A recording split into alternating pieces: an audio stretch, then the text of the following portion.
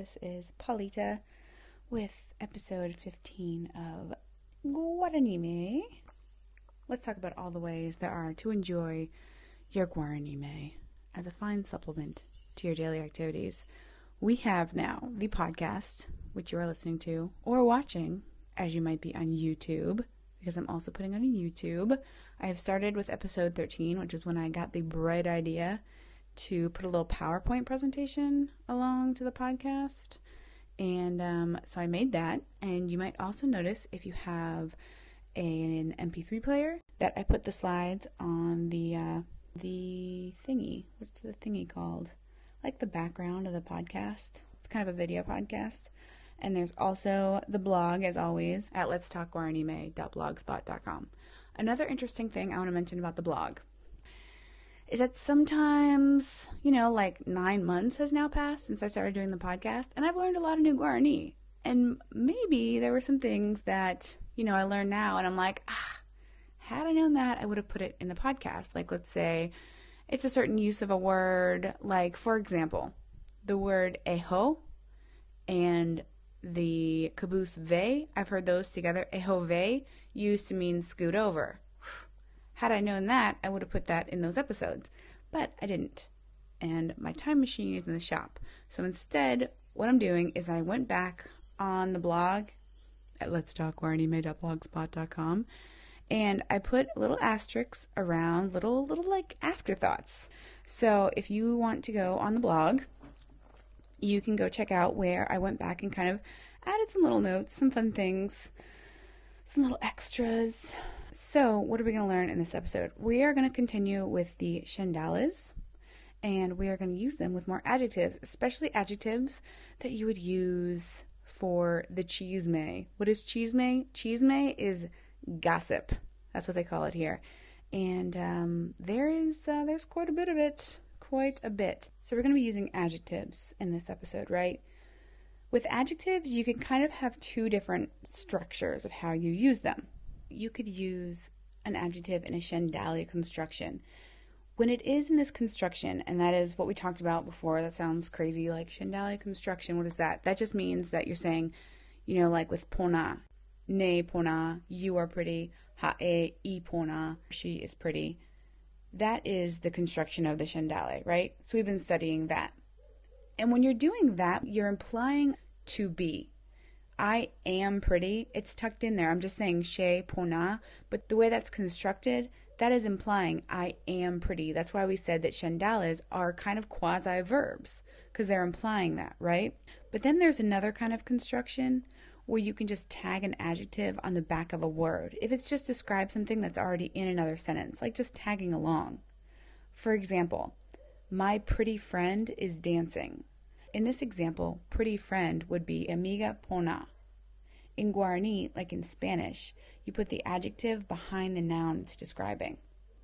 So, my pretty friend is dancing would be she amiga pona ojeraku. Notice I didn't say she amiga I pona. If I said she amiga I pona ojeraku, that would be my friend is pretty is dancing. That's no good. So when the point of your sentence is to say that something is something, then you use the Chendale. For example, my friend is pretty. She amiga I pona. But if there is another verb in the sentence, you're just going to throw the adjective on the back, such as in my pretty friend is dancing. The verb is dancing. My friend is pretty. That's the Chendale. But if you just want to say, it's like a qualifier, like, which friend? My pretty friend. It's like in greetings when people say, bae la porte. That breaks down to, what is the situation? Porte means situation. And when you respond, I pona, you're saying, it is good. The situation is good. So let's practice that. What would be, these clothes are ugly? Ko au I vai. What would be, I'm going to wear my ugly clothes? She aguarahata she au vai. Another thing you'll hear vai with is the word for road, which means the road is all muddy and whatnot. Tape vai is a road that's all muddy and whatnot. So how would you say, this road is muddy and whatnot? Ko tape I vai. How would you say, I'm going to go on the muddy road?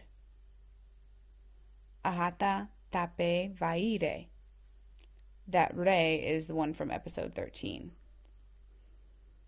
How would you tell someone to go on the nice road? Eho tape ponare.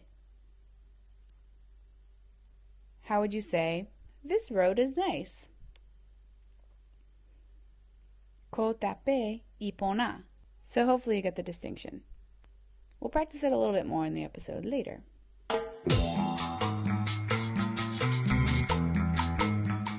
So let's move on and check out some other adjectives that are very important for chisme. Let's start with a Paraguayan favorite, fat. Now usually I'm not one to go around calling people fat. We all got a little junk in the trunk. But in Paraguay, which is one of the things that a lot of us ladies have a hard time getting used to, is the fact that they love, as much as they love their telenovelas and their tereré, they love to tell people how fat they are.